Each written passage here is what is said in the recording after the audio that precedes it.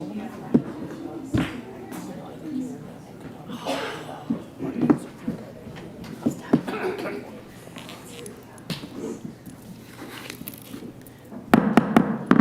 being 7 o'clock, I call the Hastings City Council meeting to order. Please stand for the Pledge of Allegiance.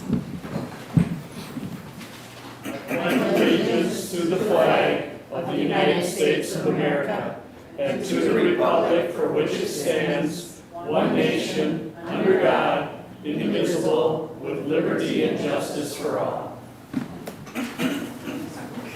Welcome, and let the roll reflect. We do have a quorum with the absentee of Councilmember Lund. Tonight we recognize our new employees and our promotions, and we'll start with the introduction of community development. Welcome, John Hinsman. Thank you, Mayor, City Council members. We've had a lot of changes and growth that's been occurring within community development over the last couple of weeks, including today. So I've got the great honor to be able to welcome a few people that you know who are now in different positions, and then a few new people that have started, and two of those starting actually today. So community development is involved with city planning, economic development, building inspection, essentially anything that is planned or built or constructed, we're involved in some measure. And so tonight we want to recognize two individuals for their achievements within the department itself. I want to thank and congratulate Lady Jones, who is now joining us as a permit technician. Now, Lady is no stranger to City Hall here. She's been working at the receptionist desk since 2022. During that time, she's always been one to take on new duties. One of those was helping us out during some really tough periods we had with permit volume last year. And her interest, her knowledge, and her skill level in diving into that role, we recognized. And our building official, Travis in particular, saw that she would make a very good candidate for permit technician and to bring her on in that category. So she's done that. She's been helping us out there, growing in that position. Great asset to the department. It's one of those type of individuals where she's at the front desk. She's a welcoming face to everyone and will continue to do so. So want to welcome Lady. I don't think that she's here tonight. And as she brings along to a new position. The other one that I have is Alana Siebenaller. Alana has been serving in the city for about 5 years or so. Had a couple of different moves. She started out as permit technician. We had a promotion of her last year to a senior permit technician. At the time, we thought that Alana would make a really great candidate for a building inspector position because she really learned well the ins and outs of the code. And she's got a background in construction with in her past in helping out her husband's company. And when we had a position opening up, she applied for it, interviewed well, and we're looking forward to her transition into this new position. So Alana has been serving with us, like I said, for about 5 years. Excellent customer service, and she enjoys volunteering at her son's school, camping, and watching her boys participate in their sports and activities. So Alana is always a warm, welcoming figure within the department, and we welcome her continued advancement and assistance to us in the roles that she has. And I don't think Alana is here tonight either, but we thank Alana for all that she has done. And now we move on to a couple of new positions here that have started. First of all, welcome Maddie Swanson. Maddie, come on up here. Maddie is joining us as our community development intern this summer. So we've had this program the last couple of years. Maddie joins us from Hamline University, where she just finished up her junior year. I have to get this right. She's studying public health sciences, environmental sciences, and public policy. She's one that's not busy at all. She just got done serving a term as the student body internal president at Hamline, so she had a lot of great organizational leadership experience there. And then she also plays lacrosse at the university as well. So she's very active. She's come into this role, has been a great sponge. She's learned everything, taken a lot of great responsibilities on. We're looking so forward to her continuing on over the summer here. She's really become the face now of our Makers Market. The program that we had last year, she's taken that on and really ran with it. So I really appreciate her ability to take on that role, and looking forward to her contributions as the summer moves on. So thank you, Maddie. Thank you.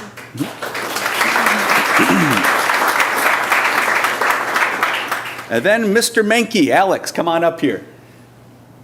Alex has been with us for, 11 hours. So he's joined us at 8 a.m. this morning. He is our new Economic Development Coordinator, and I couldn't be more pleased to say that. This is such a great, important position within the city. We needed someone in this position that can maintain great relationships with business owners, have a great insight and networking out to other individuals for new projects that come up here, and also be a wealth of great new ideas. And I think Alex is going to take charge and do really well in that role. Alex just graduated from the University of Minnesota with urban planning degree, his master's degree there. Worked the last year and a half at the city of Shoreview, helping them out in planning and economic development. I would say that Alex is a recovered mechanical engineer. I'm not sure if that's a correct term or not, but Fully recovered. fully recovered. He had a first life here in graduating with a bachelor's degree in mechanical and biomedical engineering, and spent 4 years working in various roles in that, and decided he had the bug to go back to school to go to planning, dropped that, got his degree, and coming to us today. So as you know, this is a very important position for us. We're looking so forward to Alex joining us. Alex and his wife Katie and their dog Kramer reside in South Minneapolis, and he's looking forward to getting involved and knowing you all. So let's welcome Alex tonight.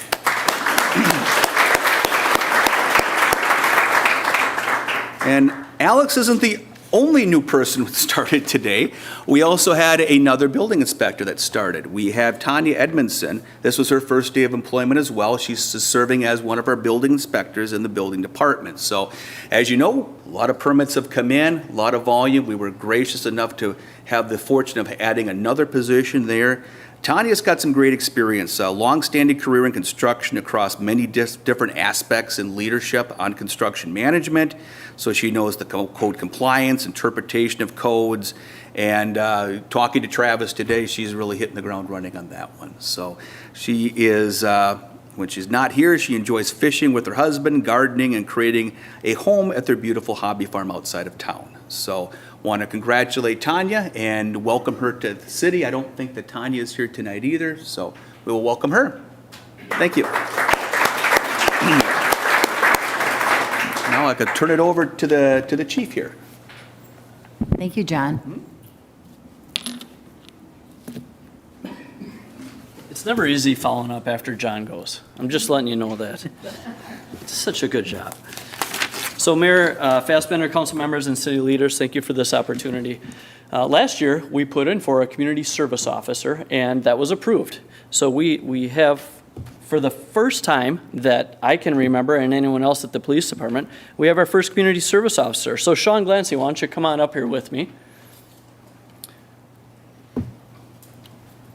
So Sean grew up just across the river in Cottage Grove, graduated from East Ridge High School. He received his bachelor's degree in psychology from Minnesota State Mankato, and he just began his law enforcement certificate classes through Metro State, I think today. Today. Was today your first day? First day Okay. of school. Thanks for coming in. Sean enjoys watching hockey and football in his spare time, and he's a big supporter of Minnesota and Boston teams, but we're not going to hold that against him. So we're very excited to have Sean on our team. He's our first community service officer, like I mentioned. I have heard rumors that we've had one in the past, but I can't confirm that. Sean will assist in support function with running vehicles for service, bringing evidence to various locations for analysis, and assisting the patrol division with a number of tasks like sitting on toes, doing ride-alongs, things of that nature. So please assist me in welcoming Community Service Officer Sean Glancy to the HPD family.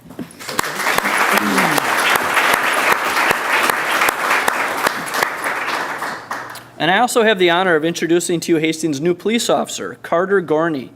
We're going to also administer the oath of office tonight. Before Carter comes up, he actually replaced Chief Brian Schaefer's position. So not that we can replace Chief Brian Schaefer, so if he's listening, that's not our intent. But it did take us a year to find the right person, and Carter is the right person. So Carter, why don't you come on up here?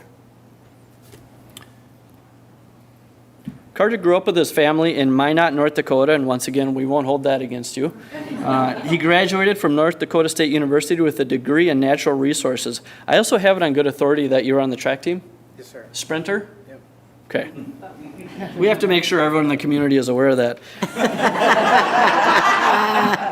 Carter served as a community service officer for the Anoka County Sheriff's Department, and he was also a licensed peace officer with the Red Wing Police Department prior to accepting a position with the City of Hastings. So this position is especially important to me since this is my first police officer hire. So no pressure, but I know you'll do great.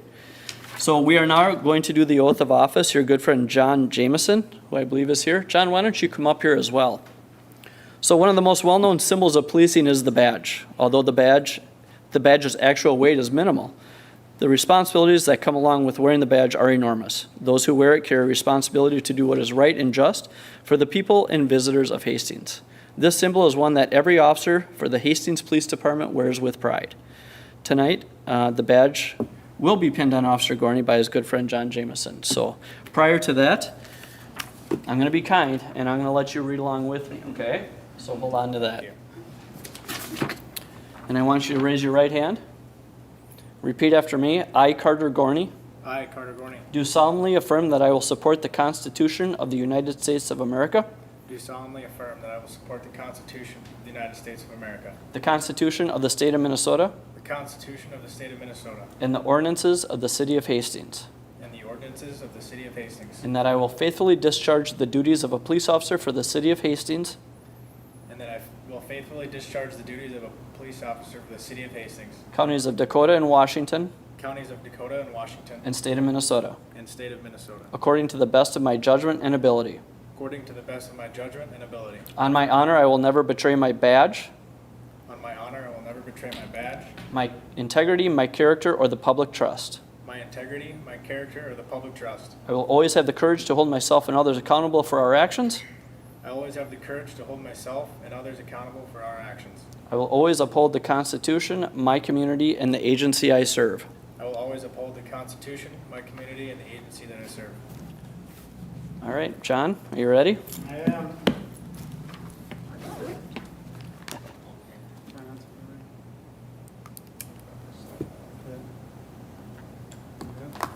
All right, please welcome me.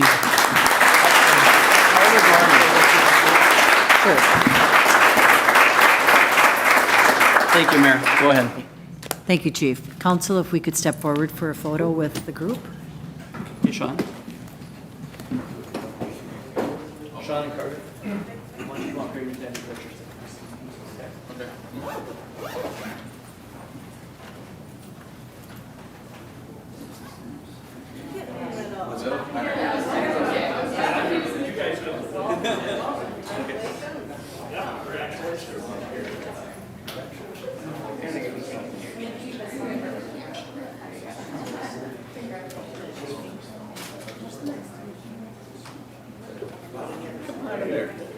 There you go.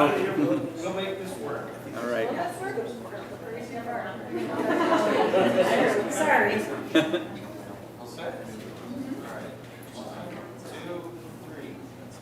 Take a few. I was taking them when he was taking them. Speak we're all set.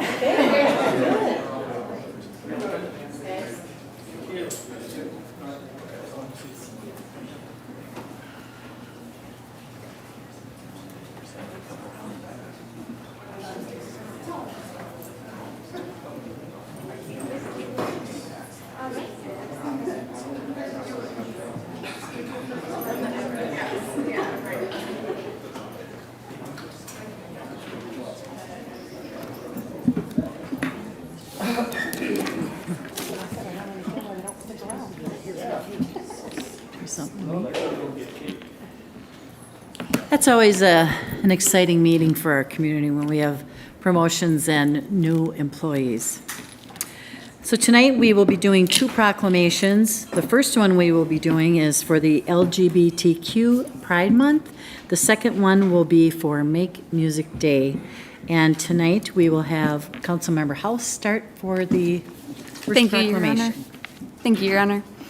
Whereas we affirm our common beliefs, aspirations, and commitments to ensure that Hastings is a safe and caring community for all persons, and Whereas the City of Hastings is committed to fostering acceptance of all of its residents and preventing discrimination, social stigma, and harassment based on sexual orientation or gender identity, and Whereas the City Council has adopted a set of strategic priorities that includes ensuring diversity, equity, and inclusion in all city processes and operations, and helping to make Hastings a welcoming community for all. And whereas the City of Hastings recognizes the importance of building protective factors for LGBTQ+ youth in our community, and Whereas the City of Hastings appreciate the work done by IDEA Hastings and by Thrive to advocate for diversity, equity during this month and throughout the year, and Whereas we recognize that there is still more work to be done to ensure our LGBTQ family members, friends, and neighbors are treated equitably and with dignity. And now therefore be it resolved that I, Mayor Mary Fassbender, and the Hastings City Council hereby declare the month of June 2023 as LGBTQ+ Pride Month in the City of Hastings. Thank you, Council. Moving forward, Make Music Day proclamation, starting with Councilmember Pembo. whereas the City of Hastings has declared Wednesday, June 21st as Make Music Day, and whereas this is the 7th year the City of Hastings Parks and Recreation Department has celebrated Make Music Day. Make Music Day is a free celebration of music around the world on June 21st, beginning in 1982 in France, and is now held on the same day each year in more than 1,000 cities in 120 countries, and whereas the purpose of Make Music Day is to encourage and invite Hastings residents and visitors to celebrate by enjoying free performances, cultivating civic pride and a sense of community, and whereas Make Music Day 2023 will be held from 7 a.m. to 9 p.m. at Hastings City Hall, Roadside Park, Oliver's Grove Park, and Levy Park. And the full schedule can be found on the City of Hastings webpage and social media platforms. And Whereas in the case of inclement weather, Make Music Day will be held at the Hastings Civic Arena, and Whereas local and metro area bands and soloists will donate their performance and volunteers will donate their time to help provide sound support and MC at each location. The City of Hastings is appreciative of these civic-minded performances and volunteers to help make this event possible, and now therefore be it resolved that I, Mayor Mary Fassbender, and the Hastings City Council hereby declares June 21st, 2023 as Make Music Day in Hastings, Minnesota. Thank you, Council. At this time, council members, are there any corrections to the minutes or the workshop from the regular meeting on May 15th? Okay. Comments from the audience. At this time, we will take comments from the audience, live comments, or via Zoom. Anyone wishing to speak to the council may step up to the podium and state their name and address and tell us your comments. Sure. Hello, my name is Morgan. My address, you said? I live on 416 7th Street West. And I'm just here because I wanted to speak on the proposed moratorium on the cannabis and cannabinoid products. So I am a brewer and I make beer, but also recently we've been able to make low-dose hemp-derived THC products. And a lot of my colleagues in the industry have had a lot of success in this new industry. And I just wanted to throw it out there and say that I think it would be pretty harmful to,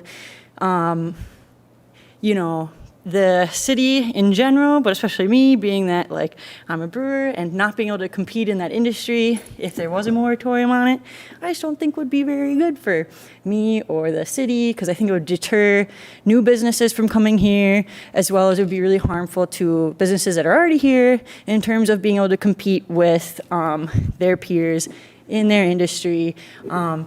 Moreover, at some point, we're going to have to be allowed to get licenses anyways. So this moratorium is kind of just kicking the can down the road in a sense, because the city eventually is not going to be able to prevent us from having a license once the the cannabinoid, whatever the regulatory system is going to be, once they're in place, we're going to have to be allowed to have licenses anyways. So putting another moratorium in place, which we've already had, would just kind of kick that can further down the road.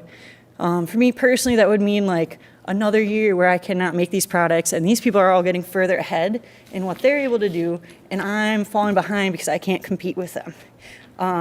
Also, it's a big moneymaker for breweries. It's 0.3% active THC, so it's really not that much. I just want to be able to compete with my peers in the industry and have a fair chance to do that. So I just wanted to say I don't support the moratorium, and that's kind of it. Thanks for listening. Thank you, Morgan. Anyone else wish to speak to the council at this time? No one on Zoom. Okay. Council members, are there any items to be considered? Council, I would accept a motion to accept the consent agenda. So moved, Your Honor. Councilmember Liefeld, Councilmember Pemble. All those in favor of the motion state by saying aye. Aye. Aye. Opposed to that motion state by saying nay. And that motion prevails. Tonight we have a resolution and an issuance of sales of the GO bonds, Series 2023A, and we have Dan will be, okay. And we will have Tammy from Northland give us a little update of the good news. Great news. Good evening, Mayor, City Council. Tammy Umdahl with Northland Security, serving as advisor to the city on the sale of the general obligation bond series 2023A. The bonds are being issued to finance the 2023 street improvement and utility improvements. Yes, it is a great day and great results for the city of Hastings. We took bids this morning on behalf of the city. There were 8 bids received. The low bid was from TD Securities out of New York. And before I get into the results of the sale, which were very competitive and good for Hastings, I also want to note, as part of the process of selling bonds, and the reason the rates were so good, is that the city, when you issue general obligation bonds, has historically sought a rating on those bonds. And this was no different, that the city went through that process. But this was different this time because the rating was increased to AA+.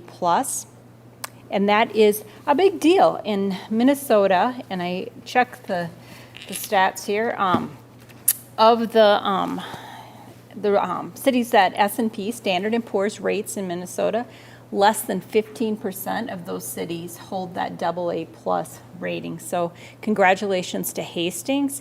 And I'm going to speak to the rate, and then I'll speak to the savings as a result of that rating. So the final bid came in at a true interest cost, which takes into account the underwriter's purchase price, at 3.06%. And they bid the bonds with premium, and premium simply means they're paying more than the face value to get the coupons on the bonds. That premium was used to reduce the principal amount of bonds being issued, so the final par amount will be $4,095,000. In the council packet last week, there was a resolution that had blanks because we didn't know that final amount until this morning, and that's a reduction of what was otherwise planned to be about $4.5 million. With respect to that change in rating, we had some really good comparative sales today to estimate for you what difference that AA+ or one notch above made. And over the life of the bonds, it was approximately $40,000. And that is an estimate, but a good estimate given the amount of activity in the market today. Specifically, Standard & Poor's, in raising the city's rating one notch, pointed to two specific things that I think is important for the council and for the public to hear. They pointed to the strength of the city's financial management, including long-term financial management planning, and raised that category one notch, which was very helpful, as well as the city's strong economic performance and indicators. Often I get asked when there's great news like that, well, what about the next time in a rating? And the next highest would be that AAA category, which is the highest category. Really, it will depend on the continued growth in the community and development and those economic factors, because you've now checked the other box with respect to the strength, very strong financial management. So kudos to the city and to staff on that recognition with respect to that rating. So with that, Mayor, City Council, there is a resolution before you, and that resolution will award the sale of the bonds to TDs. So with that, Mayor, Council, happy to answer any questions that you may have for me. Tammy. Council, any questions? Councilmember Fulch. Thank you very much for the good news. You're welcome. Yeah, it is, we hate to have to take out significant amounts of debt for our capital improvement projects, but it's necessary, and we have been lucky the last few years where we've had good bond sales, and so thank you for the good news. With that, Your Honor, I'll make a resolution. I'll make a motion to adopt the resolution approving the issuance and sale of the general obligation bonds to finance the 2023 neighborhood project. Thank you, Councilmember Fulch. Second by Councilmember Liefeld. Additional new discussion, Council? All those in favor of the motion state by saying aye. Aye. Opposed to that motion, state by saying nay. Great, and that motion prevails. Thanks, Tammy. Tonight we have a public hearing for the sale of property at Sprial Boulevard and Glendale Road, and we welcome John Hensman again. Thank you, Mayor. Let me pull up the presentation here a little bit to give you an idea of what exactly we're looking at, and that is not it. This one is it here. Okay. So Mayor and Council, we're asking tonight for you to hold a public hearing for the disposition of land. This is a piece of property that we own, part of a larger 20-acre parcel located near Glendale Road and Sprial Boulevard. So generally speaking, this is Glendale Heights, the industrial park to the west. Sprial Boulevard comes down the hill. And as it comes down the hill across our parcel, it divides it into two sections. One that's about 3.5 acres, one that's less than about 17 acres or so. The northern part of the property is adjacent to this parcel in yellow, which is just under 20 acres and owned privately by Mr. Rick Reese. And Reese has approached us in the potential purchase of the area in red, which would be the area between Sprial Boulevard and his property. He seeks to be able to have a driveway access, which presently exists across our property into his property here, and then also to subdivide the property into another lot. Property itself is zoned agriculture. There is a 10-acre minimum lot size requirement. The property he has presently right now is just under that 20 acres to provide for two 10-acre lots. So this would allow him to meet those requirements. He also would propose to plat the boundaries of Sprial Boulevard. So Sprial Boulevard, as it sits right now, just kind of wanders across the property with no definition. It would be very helpful for us to have it within a defined right-of-way. And as the purchase of this property would move forward, one of the conditions would be for him to plat the right-of-way for us. So that would be certainly an advantage to us. Also, taking a look at the disposition of the property and the sales price, what he is offering to us is comparable to what he purchased the property to the north. So we do believe that's a fair market condition that exists. So we're going to have further actions for you pertaining to the sale of the property coming up at the next council meeting. But we do have a public hearing tonight. So action we have before you tonight, council, is to open the public hearing, close the public hearing tonight, take any comment related to disposition of the property. One of the requirements that we have with disposition, it comes under our city charter. So it says that any time that we are looking to sell a property, we have to establish findings that the public interest requires the property to be disposed of. So the public hearing is part of making those findings.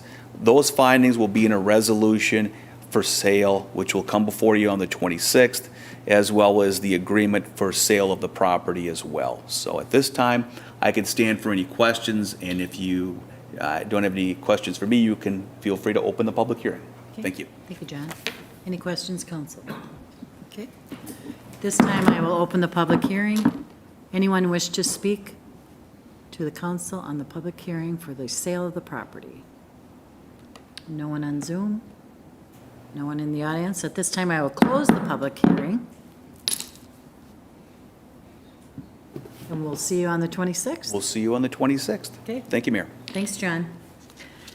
We also tonight have a resolution to award a contract for the 2023 Sanitary Sewer Lining Program. For this item, we have an introduction by Public Works Director Ryan Stemsky. Yeah, Mr. Public Works Director is coming down here. Mr. IT guy is going to put this thing together here. Here we go.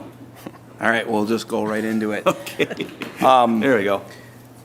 Well, this year we do our sewer lining program.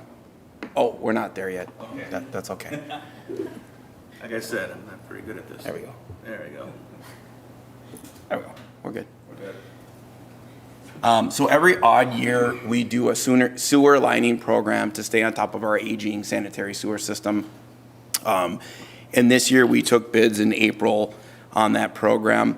Bids actually did come in a little bit higher than we typically have been getting. The cost of petroleum products and just the market that we're in, this isn't surprising. This is a specialized one product market. So we were just under 10% over what we had historically been getting in the program. We also had added the 2023 neighborhood project. We have some lining pockets in that program. Plus, during our televising activities, there was some emergency lining along 61 that we do need to get addressed with the program. So we compiled these all together for economies of scale and to try to get more contractors interested. We did receive 4 bids, and our low bidder is Musson Brothers. They've done a lot of work in Hastings. They do a great job. They're very responsive, good at what they do. And to Tammy's presentation earlier, somebody's got to use those great bond rates, and I'm there to put them to use. No, but we do have a total project cost of $559,602.50, compiling some of the neighborhood funds and some of the additional bonding that we had already anticipated for above and beyond our budgeted sewer lining program amount. So with that, staff is recommending approval of the resolution in your packets tonight, which is approving the contract to Musson Brothers. In there's also a map of the nearly 5,000 feet of lining that we'll be doing with the program this year. I'll stand for any questions. Thank you, Ryan. Council, any questions? Okay, then I would accept a motion to approve the resolution receiving bids and awarding contract for Project 23-2, 2023 Sanitary Sewer Lining Program. So moved. Second. All right. New discussion? All those in favor of the motion state by saying aye. Aye. Aye. Opposed to that motion state by saying nay. And that motion prevails. Thank you, Ryan. Tonight, we also have a resolution awarding contract for the Roadside Park Tennis and Pickleball Court Reconstruction Project. And welcome, Director Chris Jenkins. Thank you, Mayor and Council. Yes, tonight we're asking for Council to, excuse me, accept the bids and award the contract to Bituminous Roadways Incorporated to reconstruct the roadside tennis courts and pickleball courts. Just so folks are familiar, we currently have 6 tennis courts there. 3 of them are striped for pickleball. This project will keep 3 tennis courts and turn 3 of them into 8 dedicated pickleball courts in similar fashion to what you see in other communities with individual courts fenced, which is highly desired by the pickleball community. It keeps play continuous instead of tripping over everybody else's pickleballs that wander into your court. So in that, we did receive 6 bids, and they ranged between $393,333 and $607,600, I believe. Bituminous Roadways is the low responsive responsible bidder. And we have worked with them plenty in the past, and they are a very good contractor, and we enjoy working with them. So with that, I can stand for any questions. Thank you, Chris. Council, any questions? Councilmember Lightfoot. Thank you, Honor. So, Chris, I played in the Women's Tennis League years ago, and we've been having this conversation for a really long time with the tennis leagues in town and the schools. This is awesome, and it's one of those cases where it's like, I hate to say it almost paid off that we waited, because pickleball is such a huge thing right now, and it's going to continue to be. And for anyone who's not familiar with it, it's just bringing so many more individuals into activity, right? It's designed to work really well as we age. Tennis, a little bit more, a little harder on our bodies. So I'm super excited that this is finally coming along, and I know there will be people in the community here like, well, that doesn't make any sense. What are we doing? This is an awesome location.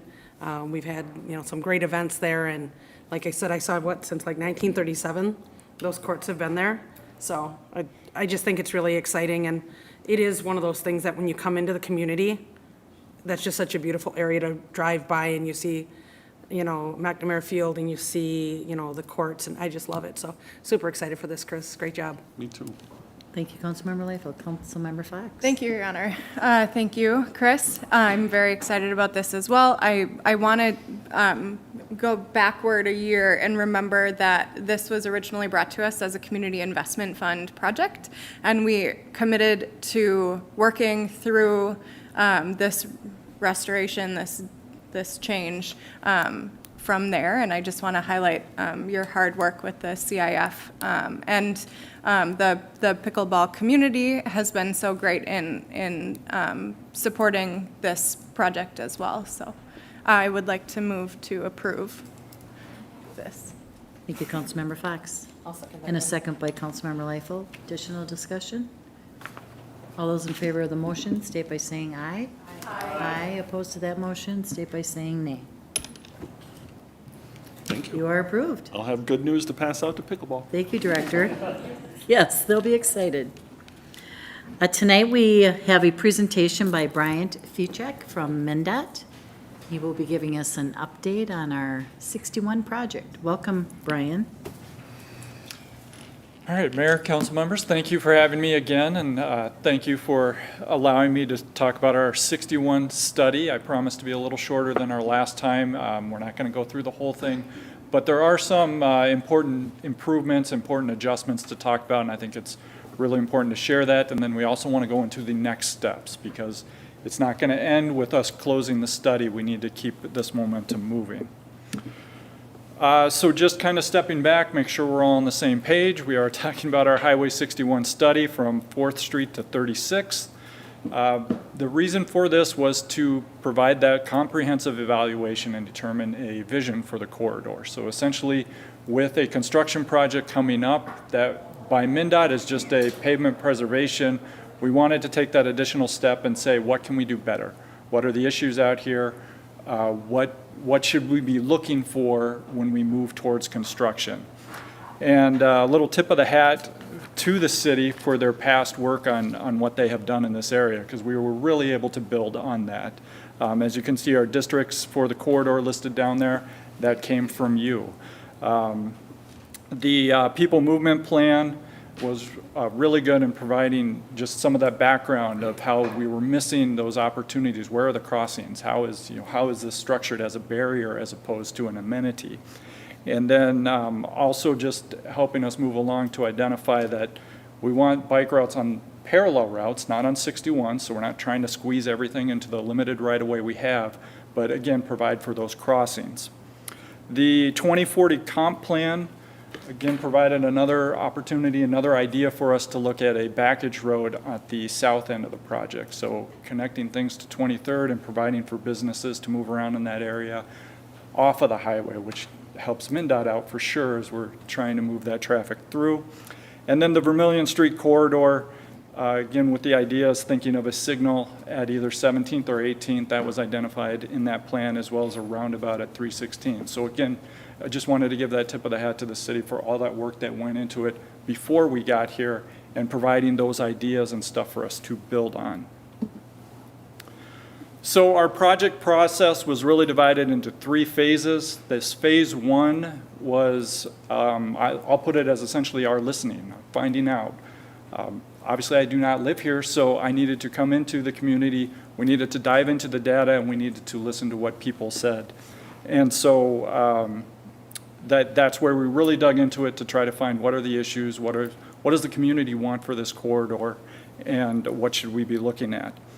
Our phase 2 was then building off of phase 1, putting into ideas, and how can we solve those issues that we found, what are different solutions that we can bring forward, and we did create a number of different concepts and then ended with a presentation, more engagement as to what do people think of these concepts. Coming up for each of those 4 areas, we had a number of alternatives that people could look at, comment on, and give us feedback as to how they might work here. And then finally for this phase 3, that's where we took the comments from phase 2, wrapped it all in, did our reviews and analysis, and came up with what we determined was the best alternative. And that was our last open house, the last time I was up here when we presented on that. We called our funding alternative of what we wanted to move forward. Just an important thing to note, I did say it there, but we had engagement throughout those. I'm going to talk a little bit more about it, but I think it's just important to note that we really tried to provide for that engagement throughout, and it was just essential for each part as we went to the community and said, first listen, and then come back and here's ideas, take it back, and now here's where we're at. So what we found from that phase 1, and when we dove into it, the first one in the upper left is just the safety data, and I've flagged the critical crash index. And so that is a calculation where we look at crashes on the corridor, we look at the volume of traffic, and we boil that down into numbers, and anything above 1 is something we flag as statistically significant, meaning there are more crashes out here than we would expect that would be reasonable for this type of corridor. So that just tells us we do have an issue out here in terms of safety, and we needed to look into that closer. The crash cost is then applying MNDoT numbers to it, and so just every year those crashes are costing about $4 million in terms of property damage, time lost for severe injuries, and just trying to put a number on that, which is tough. Obviously, that really impacts it, but it helps us kind of put that into perspective of how much we're losing because of the safety issues out here. The table on the right is mobility, and for today, or when we took those counts last year, we put that into our simulation. We also did travel time runs of our own just to figure out how long does it take to get from one end of the corridor to the other. What are we looking at today? And it's not bad today, but it's right at that edge. So it's about 4 or 5 minutes to travel from one end to the other. But when we look at growth to 2040, as traffic continues to increase, we get redevelopment in the area. That's when we have that problem, particularly for that southbound direction that I flagged there. We go from about 5 minutes to about 22 if we do nothing. That congestion will build and grow, and we will have major problems. So those were the ones that we found. The ones on the bottom, across the bottom there, are public issues of what we heard. And key items were the vehicle speeds. So again, particularly southbound coming off the bridge, people gain speed. We do have some changeable message, or the dynamic speed displays out there, but what else can we do to try to help slow vehicles down? So that was one public issue. Crossings was brought up quite a bit, just being able to physically cross the street. Where are those opportunities to get from one side to the other for people who live on one side, want to go to a business on the other, or just to a friend's house, wherever that might be. The third one there is a picture from our traffic simulation, but this again is a public issue that was brought up, is the traffic flow. It overlaps with our mobility data, but it also talks about people just trying to enter or exit Highway 61 from the side streets. So how do you move about on and off of the highway? And then last one, the aesthetics. We want to make it more than a highway. It shouldn't be something that people just go through. It needs to be a place. It needs to have that recognition that people are in Hastings. You come here, you want to be here, and the highway is a part of it. So those were the public issues, and then the other issues we found through our data. All right, so again, not putting the whole layout here. Hopefully you can visualize some of the stuff we're talking about, but taking those issues and then in terms of what we propose to do about them. For safety, we're looking to reduce conflicts and better manage those conflicts where they exist. So that's for safety, just like it says up there. We're looking at access management, how we control traffic at intersections, and then sidewalks and trails, particularly at the south end. There's nothing out there today, so proposing them is going to help people walk or bike to get around.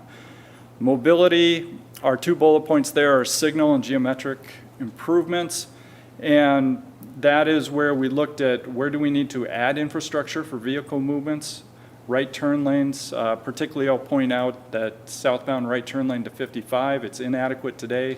We need to make that better.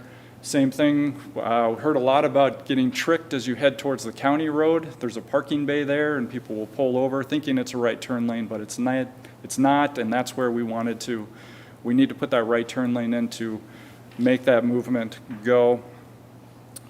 Vehicle speeds, what we were looking at for that issue is trying to make the corridor somewhat feel a little more confined, and that's where we looked at eliminating parking along there, what other things we could do with striping, different signing. There's some different things that we looked at, again, to talk to that issue of trying to control those speeds and make it a slower corridor as they come through. For the crossings, again, that access management helps us out. You eliminate the driveways. There's less conflicts with vehicles as people are just walking along Highway 61. And then where we have those crossings, we wanted to put in the wider medians for a refuge island so that when you are crossing, you only have to do one direction at a time. You're not looking for a gap in both directions. Cross one side at a time, cross, get in the middle, got your break, now you look the other way and go. For traffic flow, we know we will need some signal improvements in terms of timing, making sure those are operating as efficiently as possible. And then we also looked at some of the intersection controls. Again, at the south end, we have proposed some roundabouts, all to make that work better, to be able to facilitate people, again, on and off the highway, as well as those moving through. And then with our community enhancements, we identified different spots where we have opportunities to placemaking opportunities, where we could provide more art if wanted, benches, whatever it might be. We'll have more discussions on that later. Also carrying forward either the lighting or the herringbone pattern, again, trying to take that sense of place from either downtown or other areas and blend that into the corridor. One thing that is not on here specifically, but is obviously a big deal, is the wall at Todd Field. And we spent a lot of time evaluating that. First, trying to figure out what is its condition today, and then looking at it in terms of these issues, safety and mobility, and what needs to be done there. And that's where we came to the recommendation of needing to move the wall. So not only to, it's going to sound weird, but not only to try to save it in essence, because there is no long-term maintenance for that. It is going to slowly deteriorate over time, so it needs to be improved from that aspect. But then that also provides us room for these improvements, like that right turn lane, like a full-size sidewalk, so people can adequately walk in that area. The last bullet on here is just aging public utilities. So this is one, again, nod to the city. If we're going to do all these improvements on the road, great time for the city to get out there and do their utilities at the same time. So that is the overall summary of the vision we had. So getting back to engagement, I think I'll start off on this one by saying I'm proud of our engagement on this one. I think we, as a team, so this goes beyond myself, there were a lot of people helping me out on this, and then in partnership with the city, I think our engagement was really good on this one. So we did have our 3 public meetings. They were both in person and virtual. Before the meetings happened, we tried to get word out as much as possible. Lots of postcards, lots of social media interaction. We had radio announcements occasionally. We did some interviews for that. We had the changeable message sign out here to announce those. So did our best to get the word out about the meetings, and I think that showed in the responses that we got. So lots of attendance, particularly on this last meeting. I know I was here for the whole meeting. I did not move, just having a lot of conversations about the plan and hearing that feedback from people. Over 850 official comments received, and those that's beyond the talking we did at the public meetings. Those are ones that people actually took the time to either write down at the meeting or submit online. So again, great back and forth there. Had our council meetings, obviously. We had a booth at Rivertown Days last year. Door knocking is an aspect that sometimes gets overlooked, but our team went out there a couple times, just walking up and down the corridor, stopping at every business. If there were people there willing to talk, they did so. If they weren't, they had information that they could drop off. Again, just trying to get that word out about what we were doing and the plans for it. And then just our conversations with the business associations and the school district. So that covers what you already know, or at least a lot of it, and what we've done. And so now what I want to go into is, since that meeting, since our last council meeting, we did have that open house. And what we followed up from there is looking through the, again, formal meeting comments. We had about 160 of them. And so it was going through those comments, and as well as the notes we took from the meeting, and just how does that impact what we had? What are those comments saying? Good ones, bad ones, and there were definitely some that brought up some interesting points for us to think about.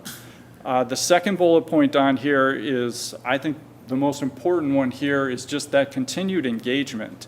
And so the map below just shows about a dozen stars where I and my team followed up with businesses or residents and had that one-on-one meetings, or a couple times it was a group, whomever it was those direct contacts to then go and talk with them, listen to their issues, explain our point of view, and just see where that led. And sometimes that caused us to go back and reanalyze some things. Other times they may not have been happy with us, but they understood our position and what we were trying to do. And so those were the next three are kind of the follow-ups from there. We did follow up with the school district as well, and presenting that plan to them. But after all those comments, after those discussions, we took that information back, and we didn't just stick with what we had. We reevaluated and thought, okay, where does it make sense for us to look at this again? What points have they brought up that are important for us to look at and potentially change before we finalize the study? And so that's what I will go through next.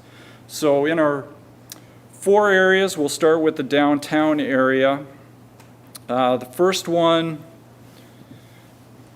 so originally, again, thinking of vehicle speeds, we did not have this southbound right turn lane. We were thinking we could take that away. We would narrow the corridor up. That would provide that visual cue for people coming down and, again, help with speeds. But through the comments, through looking at it again, this connection to 3rd Street is a key way to get to the downtown area.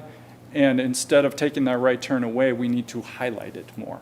And so that right turn came back in here, and then we went back to what we were looking at in terms of signing. Are there going to be ways that, again, we can make that more known, direct people that way, get them down to downtown area better? So that was definitely a key item that has changed. The second bullet point on there, the downtown parking area, we heard that a bunch from a few of the businesses. When we take away parking, what are they going to do? Where are those opportunities going to be? And as much as I would not want to park on 61, and I don't, there are people who still do that, and they go to those businesses there, and we don't want to leave them without that parking. And this is where the city stepped up, and they are looking for other local same block opportunities. So this is where our partnership is going to come into play again, looking for those opportunities where they can park, and we can come back to those businesses and say, yes, we may remove it from 61, but here is a spot that we can go to. In the Midtown area, we had a number of changes as well, number of adjustments. The first one on there,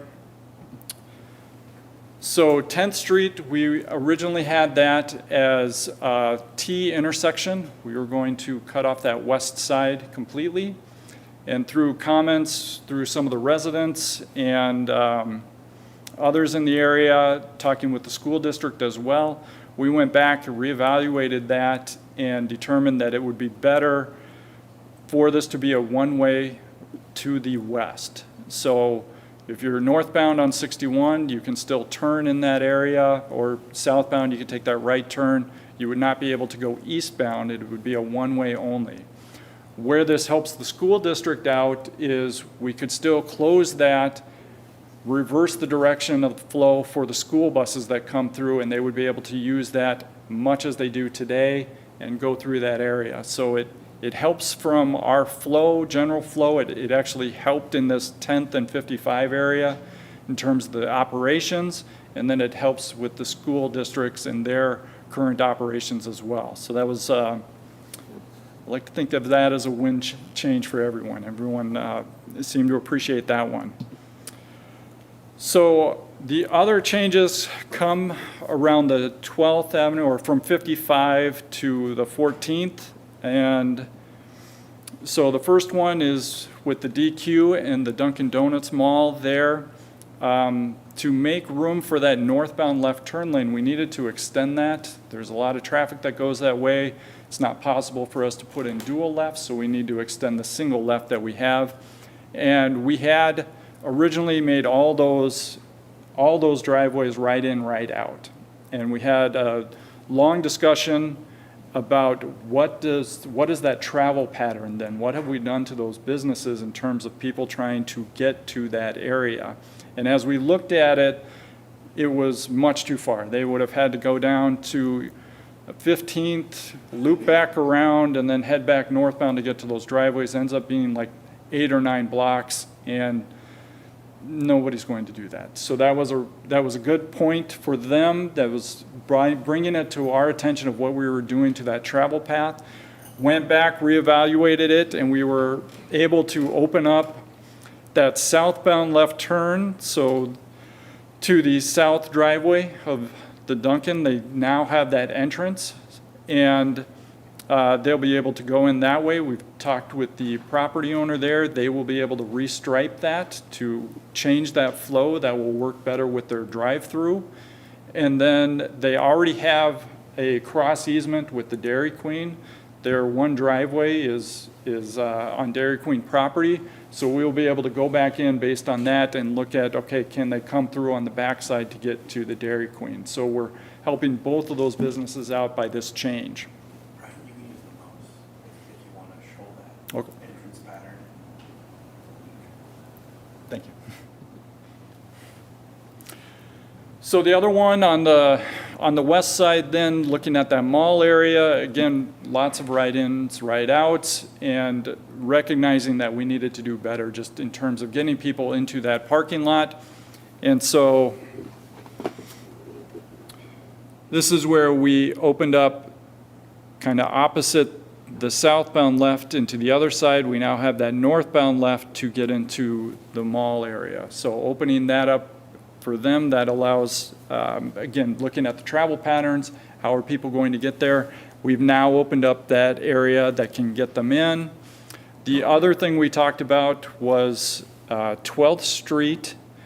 With the plan, without that direct access to 12th, that would be an opportunity for the city to vacate that back to the mall. They could use that for parking. That could be a right-in, right-out entrance. And then as they look at their overall plan, they can now emphasize where that left turn comes in, have directions, get them to either side of the mall.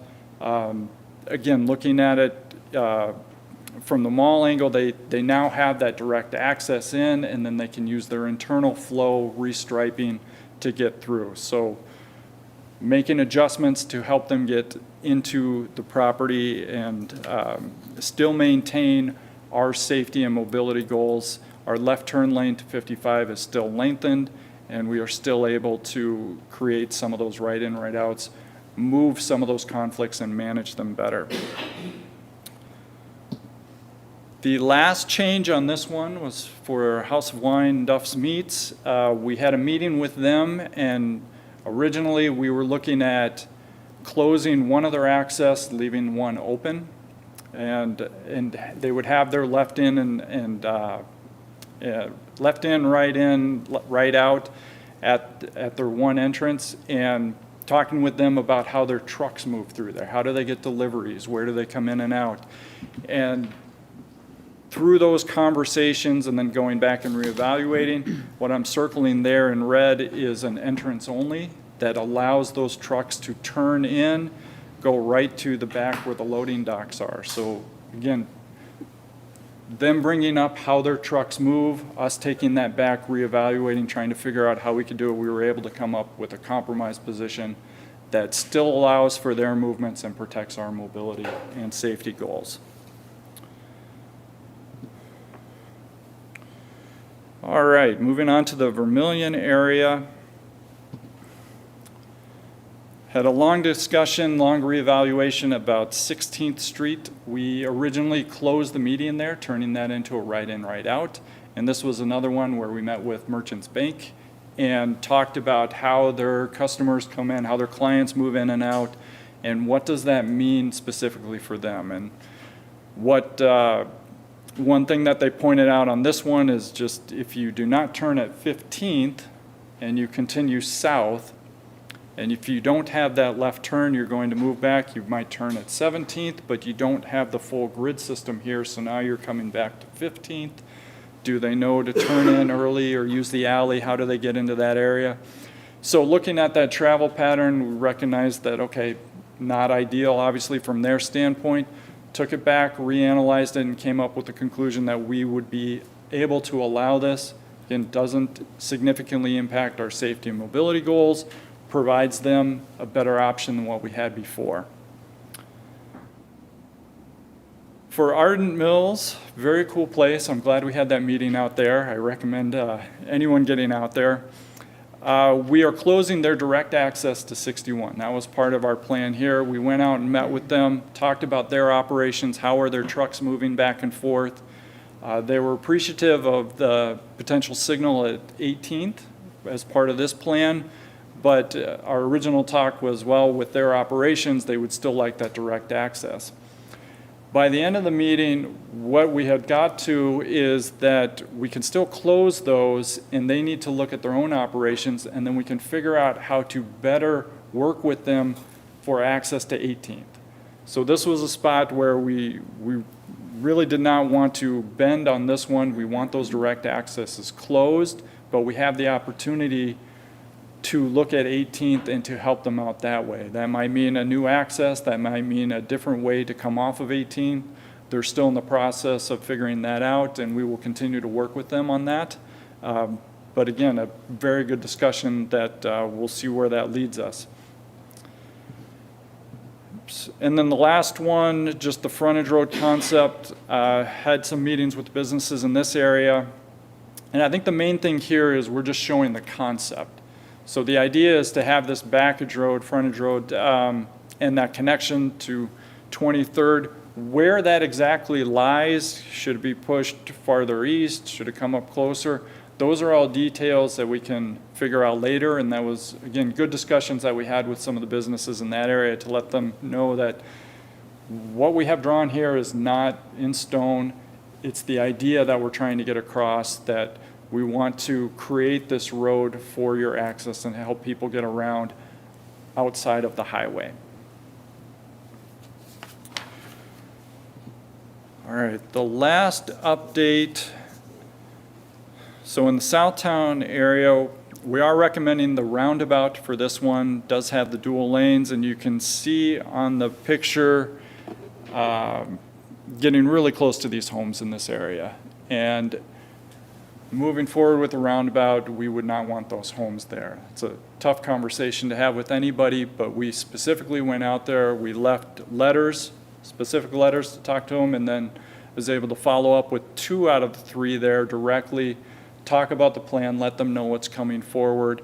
Again, we haven't made any changes to what we have proposed here, but I just wanted to point out that we had those extra discussions, try to get them prepared for, hey, this is coming forward.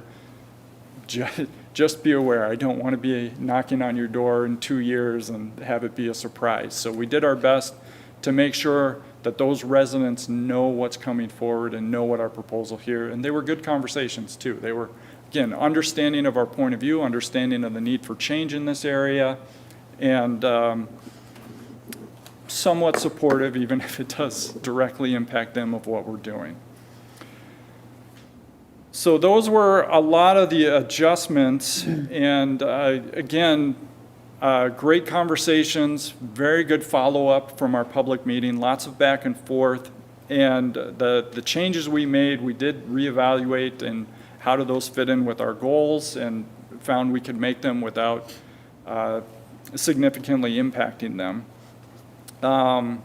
There were other ones that we were not able to make adjustments, either just did not work for some areas, but I appreciated the conversation and we'll continue to have them as they come up.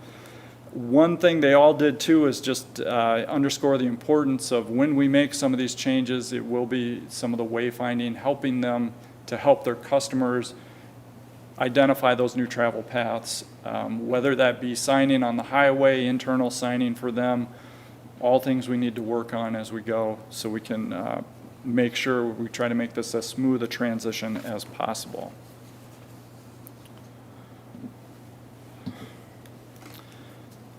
All right, so this is just a graph that we've had before, just to show where we are. We are getting towards the end, trying to finalize this month our study, the vision plan and the study. And then that next box is moving into the scoping and funding opportunities, and then we continue down the line towards that 2027 construction. The important thing, again, I'll point out, is just the public engagement. I think it has been really good to this point, and as the arrow shows, we plan to keep it going. So we will continue working with the chamber, business associations, continue working with the school district as we fill out the plans as we move forward with those different things. But we are in that transition now of trying to wrap up the study, close that portion, and then move into our next phase. So what that means in terms of next steps here, this will pretty much cover us for the rest of this year. Finalize the report, like I just said. We do have identified some costs on there, approximately $25 million. If you add on the city utilities, it's another $5 million. And then some of those community space enhancements would be on top of that could be included with the plan or come separately. MNDoT does have about $10 million already programmed for this project. And there will be cost share through our policy, but that's one of the next steps that we'll get to, is just going for those funding opportunities. One thing I will point out is we have extended our consultant's contract. We just sent that out to him today to sign for 2 aspects. The first one is a corridor simulation. Some of you might remember that from 316. It was very helpful then, so we added it onto this one, so we'll be able to get that corridor simulation, show what's going to happen. That'll help us with our engagement as we move forward. The second part of that contract is for assistance on funding opportunities. And one of the reasons we're coming here tonight is those opportunities are right around the door. They're coming up here quickly. So we have 3 listed here that we've identified for sure. State bonding request that Ryan will get to later, but that's due this month, I believe. Safe Streets for All. That application has a due date in July, and then the Rural Surface Transportation Grant, that one hasn't been announced yet, but we're kind of expecting it any day at this point. So right away, we've got stuff coming out the door. We wanted that assistance from our consultant to make sure we're prepared for it. And from my point of view, I don't particularly care whether it's MNDoT applying for it or the city applying for it. I want to continue moving forward in that partnership to find the funding for this project and, again, make it as best we can. And then the last bullet point on there is just updating some internal stuff for MNDOT, making sure that everything we have here is also reflected in our internal documents, our internal plans for the project, and keep that going forward. All right. So with that, that's the end of my presentation. Again, I want to thank everyone again for your help and assistance as we move through, and if there are any questions, I am more than happy to answer them. Thank you, Bryant. Questions, Councilmember Liefeld? Thank you, Your Honor. Bryant, that was awesome. Thank you. I've been surprisingly getting a lot of questions about this project, and every question I had, you answered except for that roundabout that we're talking about. Are we talking like a full-size roundabout here? A big, full-size roundabout, right? Not Yes, so what's shown on there, $1 question in this town. the green is the big normal mound that you see on the full-sized ones. You would not be able to see all the way across. You have to, yes, so. Got it. Big And that is full-size one roundabout. We have one at Or- 316. We proposed another one at 36th. Okay. So that would be the other one that is part of the plan. Again, Full-size, single lane, yes. thank you.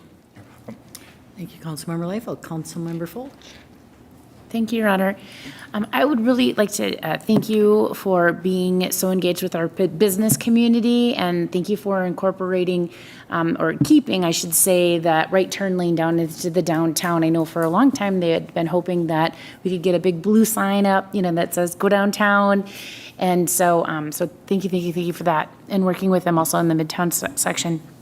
My biggest concern was just the comments that you were beginning to say about the intersection at 18th Street with Ardent Mills, and you didn't commit yourself to a controlled intersection there at 18th Street with a signal. And so,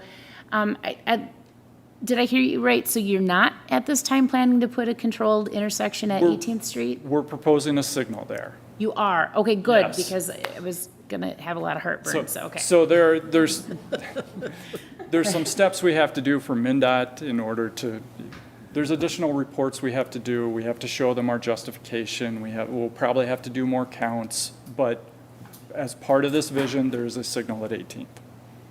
Terrific. And then as you go up on the other side of the Vermilion River, like where the Applebee's is and such, and so that's also a really bad trouble spot where folks can't get across. And so could you just talk about that for a moment? So you're going to put in a divided lane so that folks can't take a left turn? So, there? So yes. how are they going to go, like how do they turn around? Because already that's like a huge challenge. In that Midtown section there, Am I in the right area? Yes, So, you okay. are. And you know what, and I can't remember off the top of my head what the names of the streets are there. So 21st, where the median opens is 23rd. And then right in, right out at 24th, and then 25th is open again. Terrific. And then, so how are people supposed to turn around? Because like at this point, if you were, I know you can't tell where the Applebee's is, but like if you were in the upper right corner, yes, there. Yep. Yeah, exactly. Oftentimes, like you need to already take, if you wanted to go northbound, you have to actually take a right turn, and like sometimes you got to go all the way down to the ice arena over there and turn around to come back. And so how are you proposing that folks flow through this area if they need to go? And So if if they you're need to if you're take a coming from the left turn? Applebee's, the idea would be to come on the, and I'm forgetting the name of this street now. Cannon, thank you. Cannon, and you could come back to 23rd. So similar to how we've done others in downtown where we had right in, right out, on some of those public streets, we're trying to do the same thing here to consolidate some of the movements into one area and put them. Would that be a controlled Here. intersection then at 23rd? So at 23rd, we've talked about this. We're proposing a signal there. Good. I will say this one might be a little harder to justify. So we're still proposing it. We want to move forward with it, but again, as we continue with the process, it might be a little harder for me to push that one through. But it is in this plan. Okay, okay. All right, well, thank you for that. I guess you would have to go up to the roundabout that would eventually be there and then do the roundabout and come back down. Otherwise, if it wasn't a controlled intersection. Yeah, that would be an option as well. Okay, wonderful. Thank you. Thank you. I appreciate the information shared and the constant updates on this. I really do. One question I had was on the south side of town on the roundabout. There are a few houses that we had mentioned before. In the right way, no? Yes, the few houses that will be affected there. Is there any plan or way that those houses could be saved by chance? In that spot or the structure themselves? The houses themselves. So like moving the structure, like taking the house and moving it, or staying in the same? Keeping the house where it's at. Keeping, so with this plan, no. Unfortunately, it's, well, one, you're awful close. We are moving the road up. I mean, there's not much distance between the road and their house. I don't know that you would want to live there in the first place. But then having that driveways in there with the volume coming through here, it's not a situation we want. So if we were going to, with this plan, if we're going to take the right-of-way there, because we need right-of-way, we don't have enough room, it would be a total take, and it would be better for them and for the project. Thank you, Councilmember House.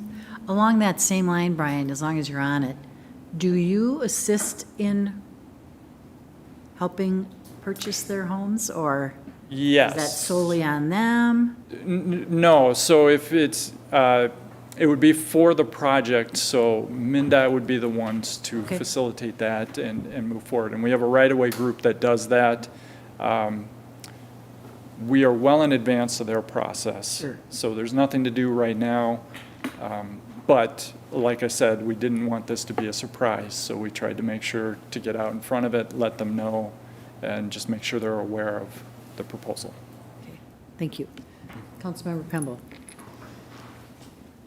Right, going to the 36th Street roundabout and looking to the south there, traffic comes in at a good 60 miles an hour right now northbound. What kind of information, signage, what are we going to do at the south end of town as people are approaching this roundabout at a pretty fast pace? You know, we need to get them to say, slow down and drastically slow down. Yep. Because here's a roundabout right here. Yep, and so we don't have designs yet. Design will come in the next stage, but what I can say on that, what we'd be looking to do is change the dynamic as people are coming up. So as you're driving northbound, you're in a rural, you have wide shoulders, lots of right-of-way. We would transition that to an urban section. So start bringing that in. You'd have the curbs, we'd have an island, splitter island, striping, you confine those lanes. So try to develop all these indications of people that you are entering a different area. And then, much to the point of an earlier question, you would be able to see the roundabout in the head because we would have, it's full size with the mound on there that you would see well in advance, along with the signing then to slow you down. So we're thinking of it as more of it's a gateway into the city that you would see well in advance. The character would change from rural, wide open to urban, a little more confined. You are in the city now, slow down. I guess the point I was trying to make is the city limits are so close to 36th Street there in that location that there's not a lot of, I'll say, coast down time that without some real notification and some highlighting that this is going to change. And I hear what you're saying about creating an urban setting and then pull everything in, but that's going to have to be done considerably out from that intersection is what I'm trying to make sure that that's happening. And I agree with you. And that's where, again, I can't tell you specifically what that distance is, but having worked with our geometric design group, they specifically look at stuff like that and how far back do we need to carry it to set that in motion. Thank you. Thank you, Councilmember Pemble. Councilmember Fox. Thank you, Your Honor. I'm going to bring us back to Midtown I have heard a few concerns from residents about 9th Street. And I think turning 10th Street into westbound only would solve some of that concern, because the concern is that 9th Street then becomes a highway, right? That cuts over to 55. So I just wanted to thank you for that amendment, and also just clarify, do you believe that this one-way going westbound only, didn't want to get it wrong, will alleviate that stress on 9th Street? Yes, and that was one of the reasons, we heard those comments as well. And so that was one of the reasons we took a look at the area and trying to think of the overall travel patterns. Where are people going to go? How are they going to move through this area? As we reevaluated it, that's where it made sense to us we need to open this back up as part of that. Thank you. I really value your engagement with our community. Thank you. Thank you, Councilmember Fox. Councilmember Fulch. One last question about Todd Field there, now that you have it up. And so I heard you say that it needs to be completely rebuilt, right? Because it's falling and all of that whatnot. And so are you going to actually move the wall in a little bit then, so that you can actually create a better right lane? So there's, through there? yes, there's two instances, and I don't have that graphic here, but the wall today is almost at a 45-degree angle. By simply straightening it up, we gain about 4 feet, 4.5 feet. We still need a little bit more, so it'll probably come into the field 2 or 3 feet. I don't have the final distance yet. Again, that'll be fully determined as we move through. But that was a major discussion with the school district, obviously, and those couple extra feet they thought would be fine. Sure. Thinking again about all the other aspects of making sure we move the scoreboard, that would be part of the project then, and as well as the historical aspects of the wall. Do we take the tunnel entrance, and does that become part of the new wall? There are things like that we can do, as well as making sure we have a little bit higher net so that nobody's kicking onto the highway. Okay, all right. And then in the end, does MNDOT continue to have ownership? Was there ever any discussion about turning over the wall so that it's actually owned by the school district? I don't know that the school district would want it, and I don't think MNDOT wants the school district to have it. Right now, the right-of-way line is about on the halfway point of the wall, and I think we've each been pointing at each other as to, well, it's yours to handle. So as part of this project, we would clarify that, move the right-of-way line, and make sure that it is MNDOT's to maintain, because it's holding up our highway so Sure. that it is ours. And you'll have a sidewalk then there? We'll have a on that sidewalk side? line, Okay, yep, that people can sidewalk actually line, walk, okay. yep. Because I've heard in the past that during the winter time, and we've been trying to be a little bit more vigilant about, upholding our snow removal policies. And that particular spot is kind of a point of contention because it's technically owned by MNDOT, and so it's not owned by the city, and so it's not for the city to clean that sidewalk then, it's for MNDOT to clean that sidewalk. And so I just would like to raise that issue, because when we have a lot of snowfall, that particular corner of Highway 55 becomes kind of hard to traverse for pedestrians. And so if you're going to own it, and I would ask that you maintain it then, and I know that's not within your purview, but for that to be brought up and for conversation internally within your staff. There will be more conversation as we move forward about maintenance and everything, because as it stands for the moment, usually MNDOT has an agreement with the cities and puts that back to the cities to do. We don't have equipment to do that. If it stays that way as we move forward, we'll find out. If we, as part of our negotiations, if we figure out something else, that could go too. So there will definitely be agreements about how that is maintained, and particularly about snow clearance. Okay, wonderful, thank you. Thank you, Councilmember Fulch. Councilmember Fox. Your Honor, I would like to move the resolution to support the recommended project scope for improvements to Highway 61. Okay, thank you, Councilmember Fox. Councilmember MNDOT? Second. Any new discussion, council? If I could. Councilmember Pemberton. Yes, Brian, I'd like to ask one question in the 10th Street westbound. Is that going to be, how wide of roadway are we talking about narrowing? Are we just going to cut the roadway in half and say it's a 10-foot or 12-foot wide going westbound?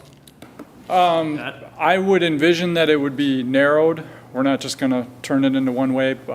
In terms of the actual width, I think that is up for debate, and we will have those conversations and figure that out together.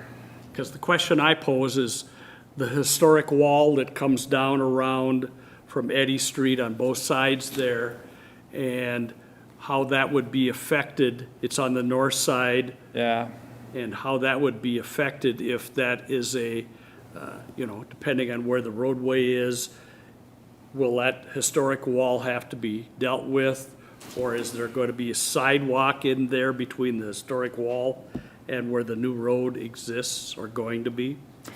The two things I would say about that is when we deal with the wall that's along 61, that may have tails that go around the corner, so we will have to figure that out. But in terms of how 10th Street is, I would envision that moving further away from the wall. Just thinking about where traffic goes when they're going westbound, they're on that north side of the road. So again, don't know exactly what the width would be, but would envision the south curb moving north, creating more space.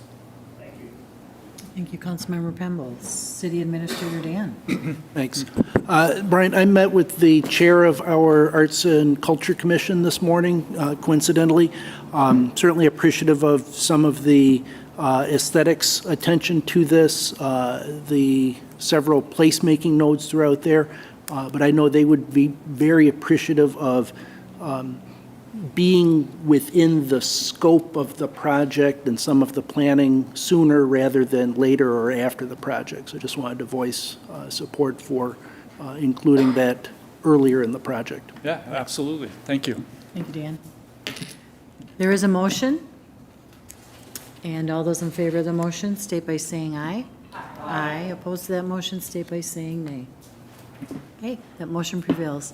Once again, Brian, thank you for your engagement with our businesses along with Christy and Ryan. And I was fortunate to go on some of those calls, and I think businesses appreciated it.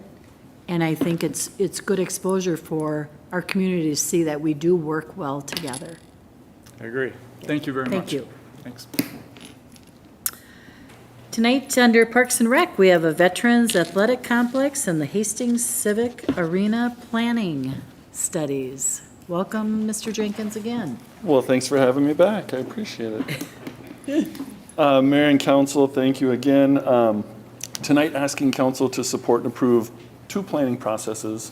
One, as you mentioned, for Vets Athletic Complex redevelopment and expansion, and the other for a re-envisioning plan at the ice arena, updating that facility, bringing it into the current times and how it's able to serve our community for the next 30 to 50 years. In your packet, there's a lot of information about both of these, and the mayor asked me before the meeting to keep the meeting short. So if you have any questions about that, please let me know. But what we're proposing is to engage with ISG Inc., a very well-respected and very experienced in these two particular areas consulting firm that we're currently working with on a couple of different things. In two planning processes, one for vets with the total price of about $58,000, and one for the Hastings Civic Arena with a not-to-exceed price, of $28,000.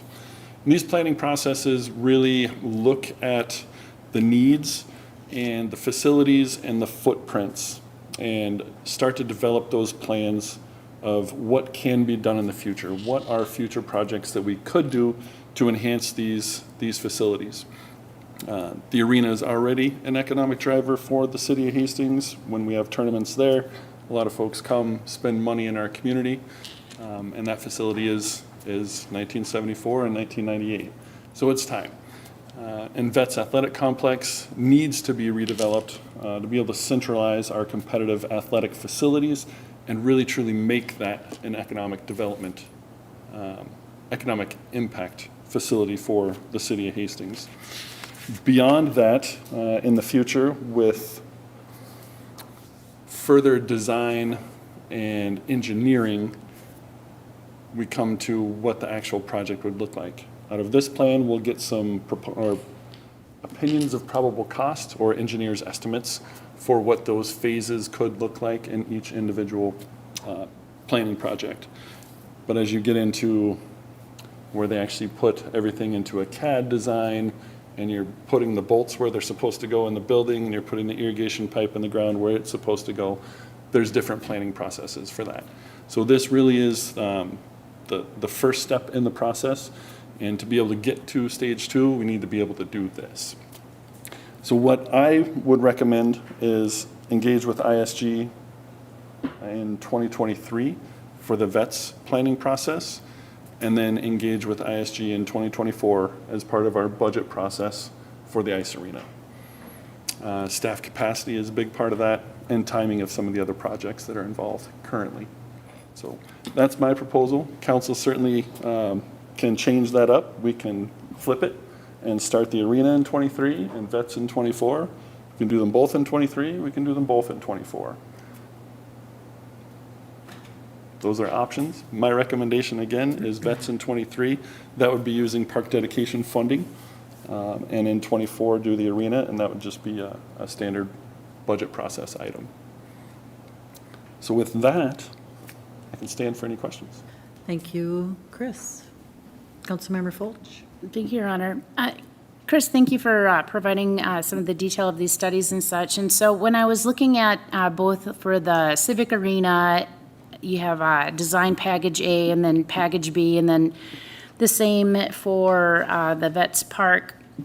And so my question is this. So the package A is the scoping of the project, doing the needs analysis and working with stakeholders, and then the second package would be the actual systems design and such. And so I was wondering, so in both instances, when it talks about the package A, doing the needs assessment, it says that it would be working with the city project manager and minimal key stakeholders involvement only. And so could you please speak to that a little bit about why would we have minimal key stakeholders involvement only for both? So the key stakeholders for the ice arena are going to be the high school, the Hastings Hockey Association, Riverblade Skating School, the major folks that use that facility along with our staff. This isn't the full-blown go out into the community and ask everybody. If we want to do that, we can add that on. It does come with a price, but the folks that use that facility and visit many, many other facilities as a hockey parent or a skating parent, they have all of those ideas. So the board from Hastings Hockey Boosters, the coaches from the high school, some of the youth coaches would be involved in that process. Okay, I would just like to, make sure that there's the three hockey associations. There's the boosters for the boys, in high school, and then there's the hockey association for boys, and then there's the girls associations, to make sure that all three of them are properly engaged in that process. And so just wanted to point that out so that the girls don't get missed. They're our biggest customers, so we will make sure that they are included. I know, and you have wonderful, beautiful daughters, and so I know that you wouldn't miss them, but I have to say it out loud. Very athletic ones at that. Okay, great. And so, as I have mentioned in the past, I feel very strongly that if we're going to be doing the renovations in 2024 for the ice rink, that we should be engaging with stakeholders presently, so that we're moving forward more comprehensively into the future and having a plan for how it is that we're going to do that design work. We most clearly do not have money to do anything about Vets Park in 2024, when we're going to have to take out a major investment. Probably we'll have to bond for the renovations at the ice rink. And so I would make a strong a strong proposal for reversing your order and having the stakeholder engagement first with the ice arena, as we're moving, now into making those facility upgrades into 2024. for, and because we already need to do many of the things that you have here in your package B, where we need to do the review of systems, mechanical, plumbing, electrical, structural, technology. We need to do design and engineering and all of the sub-reports that are, within that, and then the permitting, the bidding, and the construction administration. So rather than having two goes at it, it would be much more cost-effective and efficient to do planning upfront in engagement with stakeholders and then move forward and we've talked about possibly doing a phased approach, right, where we do the refrigeration for sure in the west rink now, and then we look at, what do we do about the east roof, the roofing and over the lobby and such, and particularly if we want to do changes to the lobby, now would be the time to do that. You wouldn't want to put a new roof over the lobby and then expand it, right? I mean, that would just be silly. And so I just, so I would make, first of all, before I make a motion, I will let the other council members speak, but I will make a motion to promote that we do the ice rink stakeholder engagement survey in 2023, and then do the Vets Park in 2024 for planning in 2025.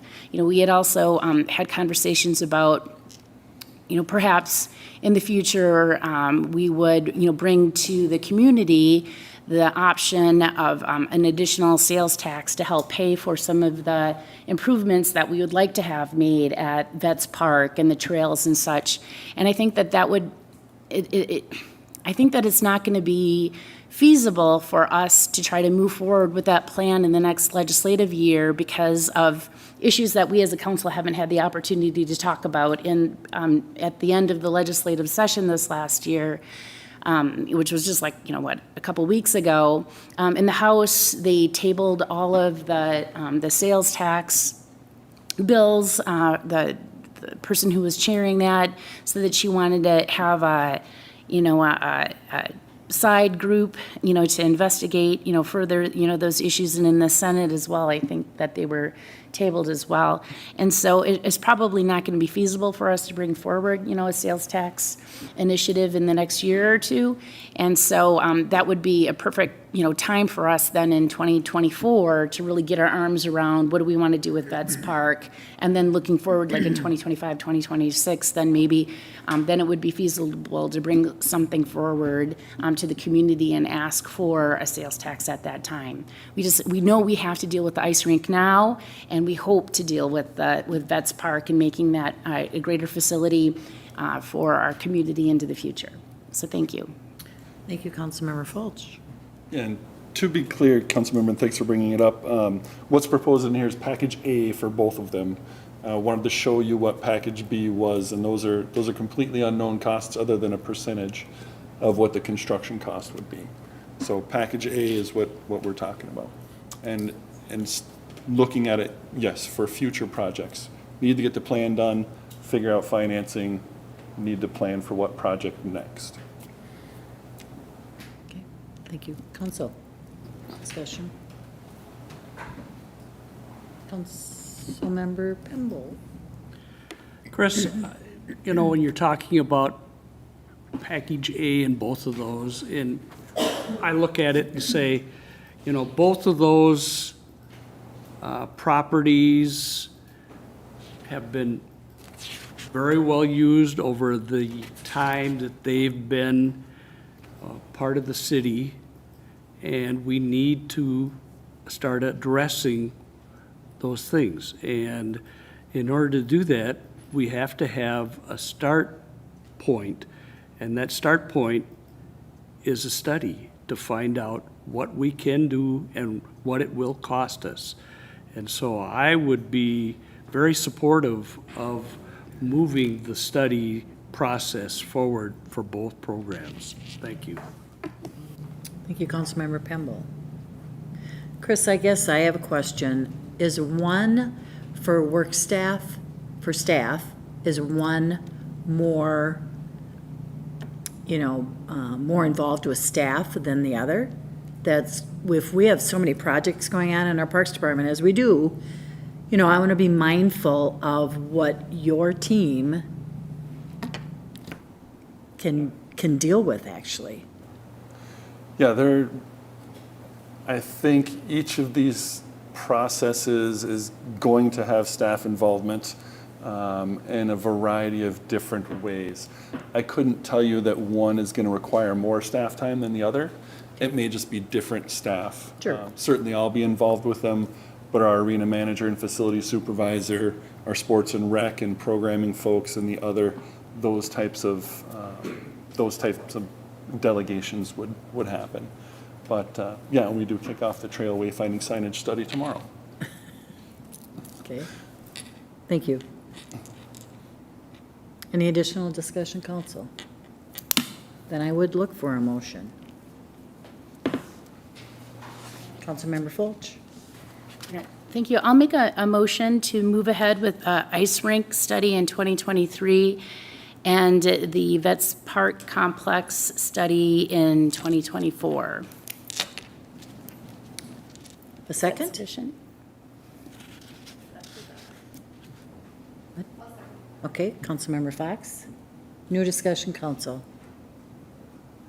Okay, all those in favor of that motion state by saying aye. Aye. Aye. Opposed to that motion state by saying nay. Nay.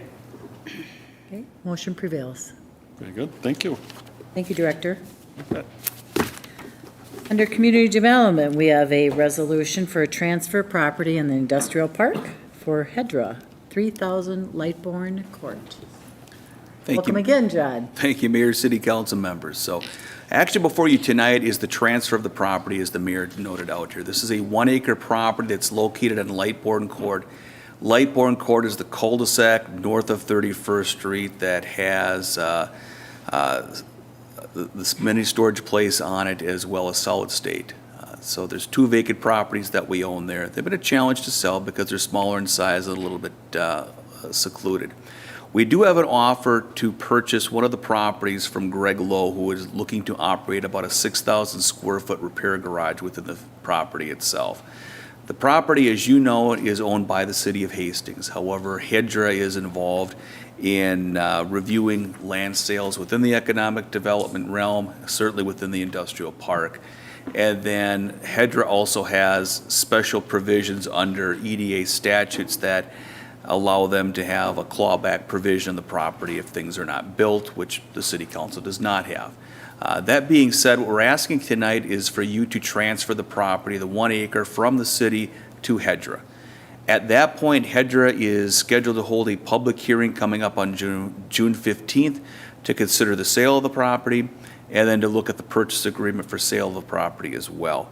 Action by the city council will be in the future here pertaining to land entitlements when the property comes forward.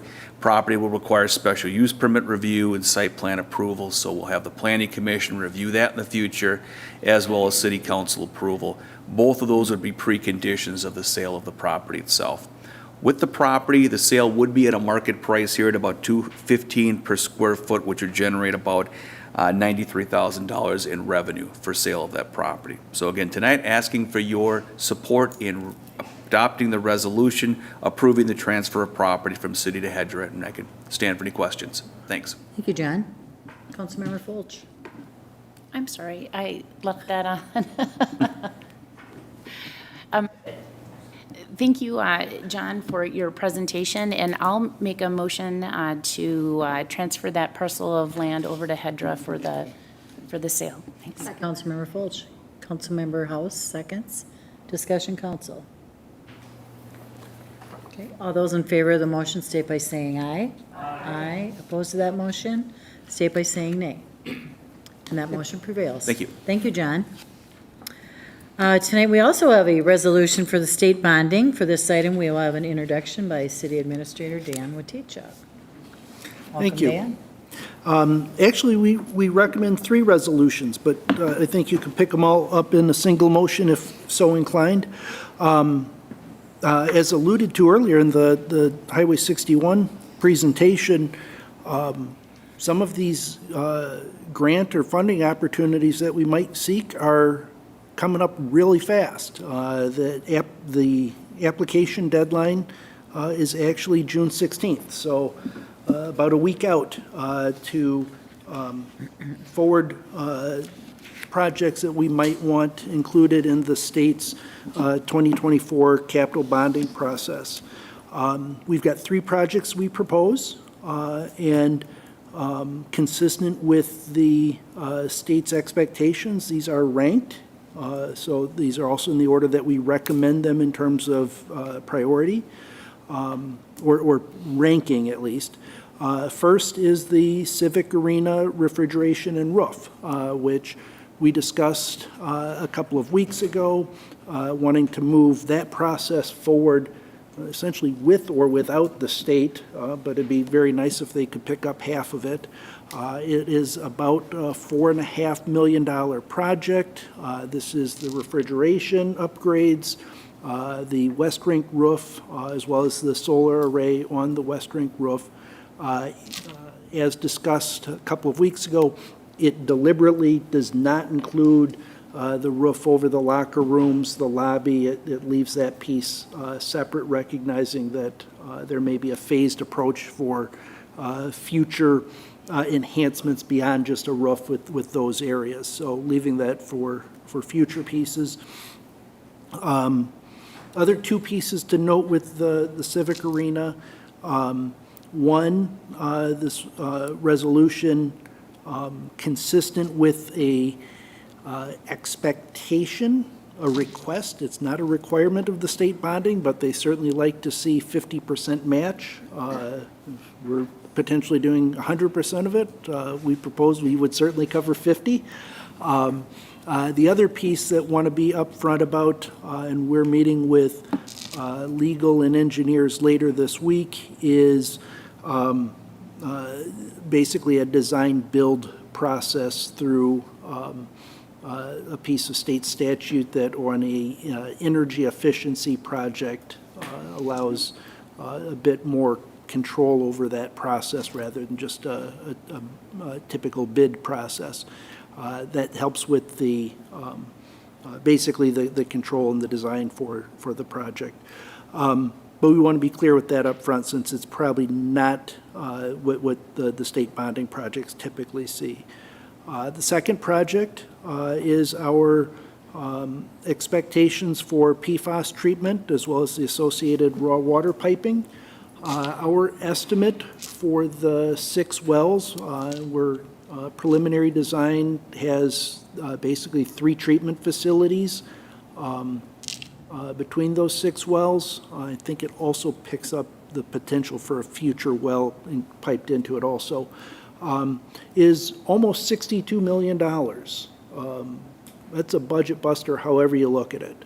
I have noted that even if, and we're asking for money, not a loan, but even if we had a 0% loan, principal payments only, spread it out over 20 years, we would be more than doubling our water rates just for the PFAS treatment. Not how do you operate and manage it, not how do you maintain the existing system, not addressing inflation. We really are going to need help with this one. We're looking at a variety of funding sources. In this particular case, one of those funding sources is Senator Seeberger and Representative Hudella have indicated that they will introduce legislation next session to fund this directly. But politically, it helps sort of a belt and suspenders approach to also have it in the state bonding request. So really, this one is more of a political move rather than an actual application, but it's sort of that belt and suspenders piece. Other piece wanting to be up front is, in this one, we are not proposing a 50% match. We're really asking for the complete funding. That said, we're looking at other funding sources beyond just this, but we don't want to let this pass by.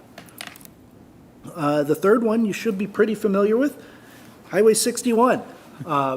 As Bryant indicated earlier this evening, it's about a $30 million project.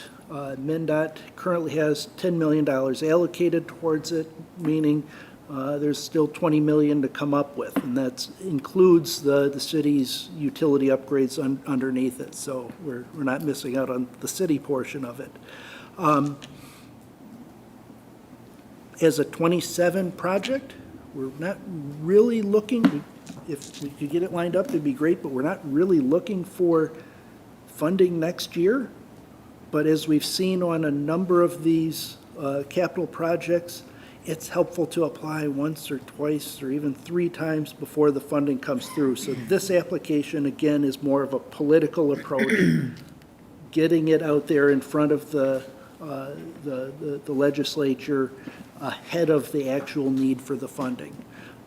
So those are the 3 projects. And with that, I can certainly stand for any questions. If it's a little extra technical, I've got Public Works and Parks and MNDoT and other representatives that can back me up. But recommend approval of those 3 resolutions, please.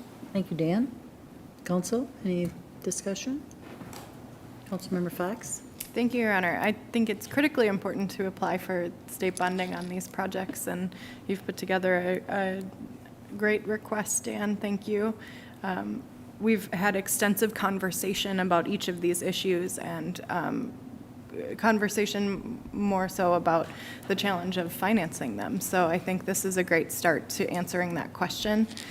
So I would like to make a motion to approve the 3 resolutions for the required applications for state bonding. Okay. Thank you, Councilmember Fox, and second by Councilmember House. Additional discussion? All those in favor of the motion state by saying aye. Aye. Aye. Opposed to that motion state by saying nay. And that motion prevails. Interim ordinance of cannabis and cannabinoids. Dan, you may continue. Thank you.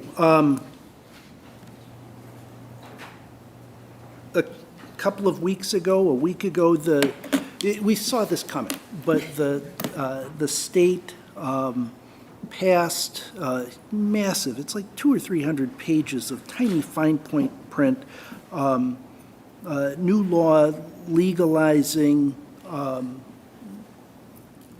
adult use marijuana. And there's a lot of nuances and quirks to it, in a lot of material to read. And so really my recommendation, my request is, best we can we hit timeout and say, give us 6 months. Maybe if we do it quicker, we can shorten it. If we need more time, we might ask to lengthen it. But can we have time to see how this 300-page law impacts consistent, where it's inconsistent with our existing ordinances for zoning and licensing of cannabis businesses, as well as the lower dose THC businesses. It's not trying to stymie business or put anybody out. Recognize it would have a temporary impact while we have a chance to look at that. But really, it's a matter of trying to understand what those new law, or what the new law says and how it interacts with what we have currently. And trying to make it easier for everybody if we have some clear understanding to it. Do recognize that at least for the cannabis business portion of it, the new law requires that there would be a public hearing if you wanted to do an interim ordinance. So tonight really is just the first reading and scheduling of the public hearing. We would have the hearing and the second reading at our next meeting on the 26th. With that, I can take questions. I would certainly defer questions also to legal counsel if so appropriate. Thank you, Dan. Councilmember Lightfoot. Thank you, Your Honor. So we've had a lot of conversations about this, and I don't generally like to go against what staff recommends. And Dan, I certainly respect the time and effort that staff puts into these sort of conversations, but I would respectfully disagree with the recommendation.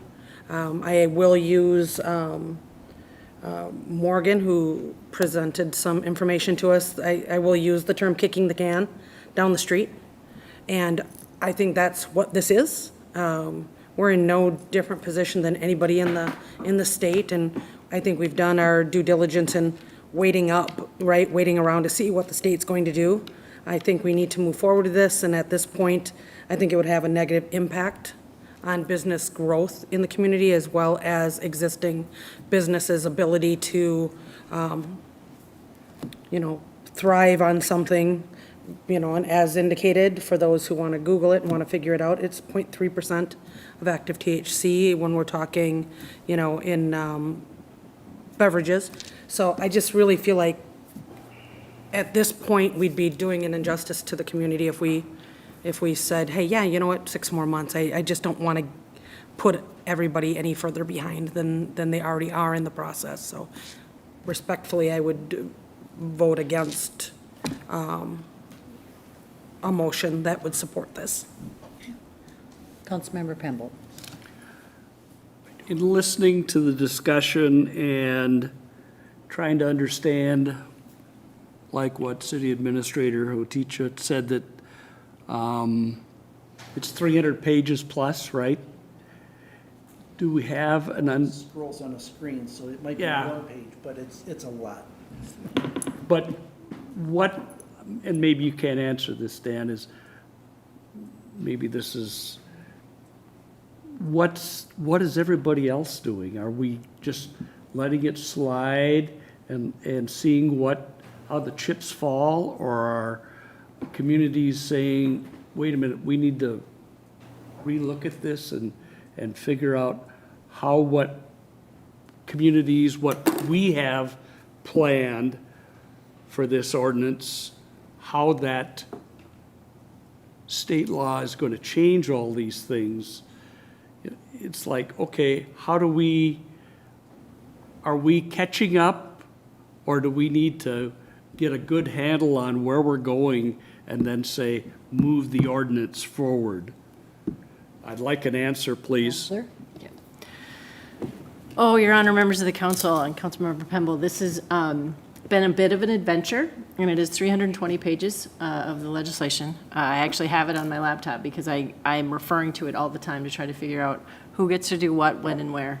The problem is that if we do nothing, our ordinances, both in licensing and zoning, contain inconsistencies with the state law.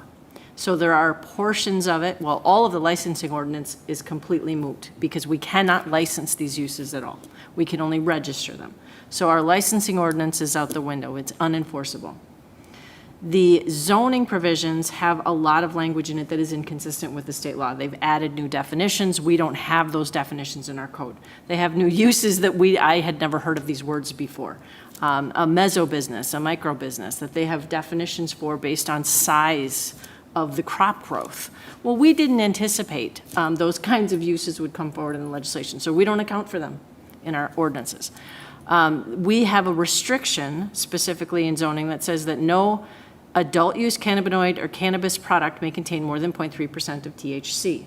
That in and of itself is a moratorium because we are more restrictive than state law, because state law says adult use cannabis is 0.3% or more. So our ordinance restricts it to under 0.3% THC in order to be legal in the city of Hastings. State law says we can't prohibit adult use cannabis. I don't know what to do with that language in our ordinance. I don't know if it's enforceable or not. I'm willing to gamble on it. If the council chooses not to adopt a moratorium, I would say that's fine. Then nobody gets to sell anything more than an edible in the city of Hastings because that's what our ordinance says. But it leaves that room for interpretation, and I don't like that uncomfortable position. I would rather be consistent with state law. Absolutely, we put a lot of time and effort into figuring out where we want the uses to go based on the old law. Now we need to update it for the new one. And so nobody's in a position to be behind today because our implementation for our licensing was July 1st. Nobody's applied for one yet. So we have the existing 5 probably that are still selling edibles that were doing so before we adopted our moratorium, so they got to continue to do that the first time. It puts them in a pause. They can continue to do what they're doing, but nobody else gets to come in until we get to figure out exactly what the legislature did, implement it appropriately, we have certain regulations that we have to follow with registration, that we'll have to completely, as I said, modify what we call the licensing ordinance. So I support a moratorium. I think we could get it done more quickly, but certainly 6 months gives us the wiggle room, because it could be 6 months or sooner, as soon as we adopt something. I already actually have people working on, the 3 cities that I represent have all adopted ordinances on this, and so I already have somebody working on, tell me where the inconsistencies are, tell me what we have to fix. So I'm putting together that spreadsheet right now, based on what I know of the state law, but it just gives us time to figure it out and implement it appropriately. I don't think another 3 months or 6 months is going to harm any existing business. I really don't. Thank you, Counselor. Dan? Just a quick add to the comment there about the length of the moratorium. If council enacts this as proposed, I'm anticipating that study would be done in-house staff, particularly legal, not sent to PSAC, pursue what they did before, not sent to the Public Safety Committee, but trying to streamline it and let's get through this quicker. It's more of a review for consistency. It's not, let's survey the community and the businesses and come up with new ideas. It really is trying to make the ordinances, the law is consistent. Anyway, the point I'm trying to make here is it's trying to do this quickly. It's not sending it to committee and prolonging the study more than it needs to be. Thank you, Dan. Councilmember Lightfoot. Thank you, Your Honor. So, Counselor, I guess my question would be, what would happen if left as is right now and we're working through it, right? The ordinance is what it is right now, but we know there's going to be changes to it, okay?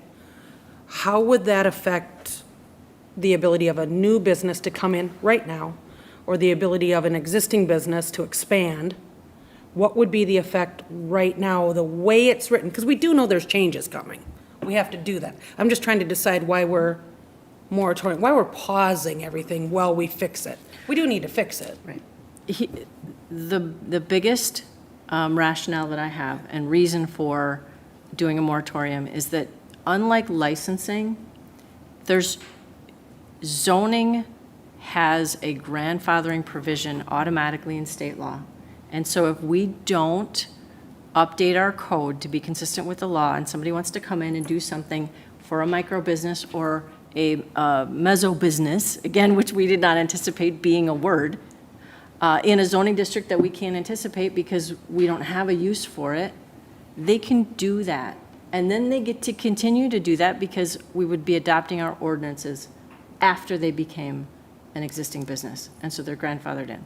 That's my biggest concern, is I like thoughtful planning. I like you to know what's coming because you decided on it, as opposed to somebody sort of sneaking in the back door and then being allowed to do it because state law lets them. So I think this just gives us time to hit the pause button to make sure we know exactly where everybody's gonna go, where you want them to go, as opposed to them being able to just come in because we didn't know about that particular use in that particular spot. That would be my biggest argument for zoning has special grandfathering rights. Licensing does not have that, but our licensing ordinance is completely ineffective, so that's not helpful. Thank you, Councilmember Lightfoot. Thank you, Counselor. Councilmember House. Thank you, Your Honor. I'd like to echo Councilmember Lightfield's moment there as well, and I'd like to also say I respectfully disagree. I think we should not have a moratorium on this. It does affect businesses. There are already businesses like breweries who are using cannabis in their drinks, and it is expanding their business. There are other cities that are already doing that, and they're pushing the boundaries, and they're getting further. I think that it keeps other businesses behind in our city, and I disagree with that it won't hurt businesses currently, because it already does hurt businesses currently with the ordinance that we have in place. So respectfully, I just disagree. Thank you. Thank you, Councilmember House. Councilmember Fox. Thank you, Your Honor. I think an important point I too have been paying attention to the 320 pages for all of the legislative session. I think it's a long page. It's a lot to digest. But once the Office of Cannabis Management is up and running and licenses are being issued, the city is not allowed to not grant a license. So at some point, that's going to conflict with the way we're processing things. I mean, we're not, like you mentioned, Counselor, we're not getting hundreds of requests right now. But I think part of the way that we're going to see more action on those requests is by the cost that's associated with the fees and the licensing fees that are associated with the legislation compared to what we have in place right now. So I mentioned this earlier to staff, just so it's not a surprise, but I'm not in support of a moratorium either. I think one reason our regulations right now are making business complicated and challenging, and we're seeing it send retail business out of town already. So like we said, there aren't hundreds of businesses who are trying to make business here right now, and part of the reason is the fee. And that is personal from people that have talked to me about it. So those are my 2 cents.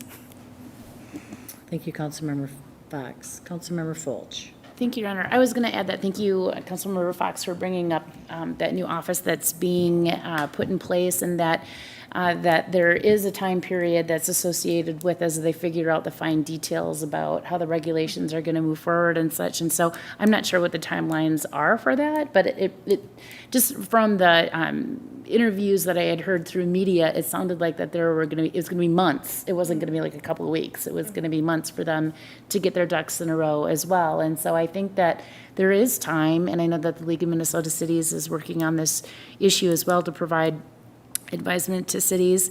And I would like for us to take another look at the ordinance, because when the ordinances came forward, I wasn't present due to illness at one of the votes, and that was to restrict the cannabis from being incorporated into on-sale liquor establishments. I would have voted against that restriction. And then at the next meeting where we finalized what the fees were, I know another one of the council members was not present that would have voted to probably reduce that as well. And so I think that we should be taking a hard look at what our fees are that are associated with this, so that it's not making it such a high hurdle for local establishments to be able to engage just as a liquor establishment would in getting a liquor license. I don't think that we should be treating this that much differently to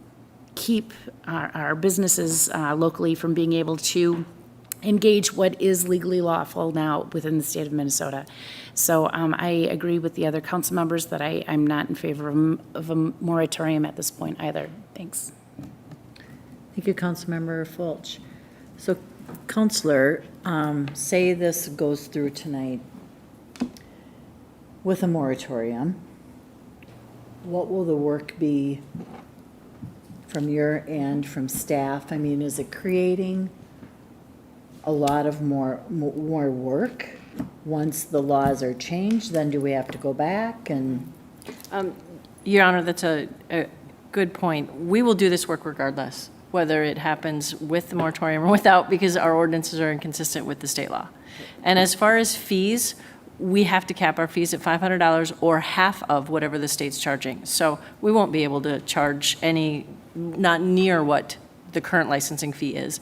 So fees will be completely irrelevant once we, again, bring our ordinances up to date. Okay, thank you. If that's it for discussion, I'd look for a motion. Clarification, only need the motion if you're doing first reading, and okay.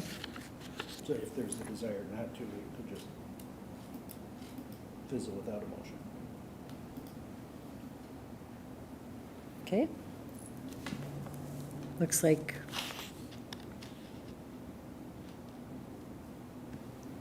no other comments. We will move on.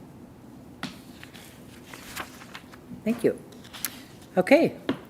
At this time, then, we have a resolution to approve the liquor license for the renewal for Sprial Brewery for 2023-24 licensing period. And Dan, you may continue. Under other circumstances, this is something that we would typically have in consent agenda, and actually the collection of other liquor license renewals for 23-24 period were actually in the consent agenda this evening, but recognizing that that can create some difficulties for Councilmember Fox being owner or principal of the Sprial Brewery, we pulled it out separate so it's easier for her to abstain and act on other items on the agenda. Okay. Staff recommends its approval. Okay, thank you. Councilmember Fulch. Thank you. I'll make a motion to approve the liquor license renewal for Sprial Brewery for the 2023-2024 licensing period. Thank you, Councilmember Fulch, and a second by Councilmember House. Discussion? All those in favor of the motion state by saying aye. Aye. Opposed to that motion state by saying nay. Motion prevails with an abstaining vote from Councilmember Fox. Council members, any announcements? Okay. I have a few. Tomorrow, Tuesday, June 6th, join us for the summer kickoff to our 2023 Levy Park events. Live music, Raptor Show with Carpenter's Nature Center, Bounce House, Climbing Wall, face painting, caricatures, balloons, artists, and more. All ages are welcome, and this is a free event. City offices will be closed Monday, June 19th in observance of Juneteenth. Summer rec program at Levy Park, Thursday, June 8th. The first music night at Levy Park. Music in the Park, 22nd Row, which is a tribute to Elton John, supported by Ruth and George Doffing Charitable Fund. Wednesday, June 14th is Story Time in the Park. Colors is the name of the story, and it's recommended for ages 7 and under. A partnership with Pleasant Hill Library. Thursday, June 15th, Music in the Park with Capital Sons, supported by Ruth and George Doffing Charitable Fund.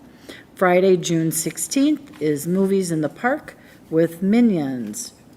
Rise of Gru, sponsored by Ardent Mills. Monday, June 12th, Pleasant Hill Library hosts a summer discovery kickoff party to celebrate the start of summer, reading with ice cream and activities. Learn all about honeybees in the pollinator garden and enjoy the music by Steel Drum Band. The city's Park and Recreation and Police Departments are partnering with Hastings Prescott Area Council to serve up for youth in Hastings the Rec plus Art plus Police program, which offers free activities, treats, and giveaways this summer. The first event is Wednesday, June 14th from 1 to 2 at Levy Park with a mural, DJ, and contests. Recommended for elementary and middle schoolers, supported by SC Toys, Country Financial, Hastings Lions Club, Hastings Family Service, and Community Ed. Maker's Way Alley Market will be at Levy Park on Thursday, June 15th. Support area makers and artisans with our historic downtown and riverfront park by shopping at their market. Wednesday, June 21st, Make Music Day with 17 performers over 12 hours at 4 locations. Bring a blanket or a chair, enjoy live music from talented musicians at Hastings Parks. Meetings coming up, Monday, June 12th, 7 p.m., Finance Committee. Monday, June 12th, Planning Commission. Wednesday, June 14th, 6 p.m., Arts and Culture Commission. Thursday, June 15th, 6 p.m., HEDRA. Tuesday, June 20th, 7 p.m., Heritage Preservation Commission. Wednesday, June 21st, 6 PM, Parks and Recreation Commission. Monday, June 26th, the Planning Commission meeting has been canceled, and City Council 2024 Budget Workshop at 5:30 with a regular City Council meeting at 7 PM. There is a lot going on. I would accept a motion to adjourn. Councilmember Pemble and Councilmember Liefeld. All those in favor of the motion state by saying aye. Aye. Aye. Opposed to that motion state by saying nay.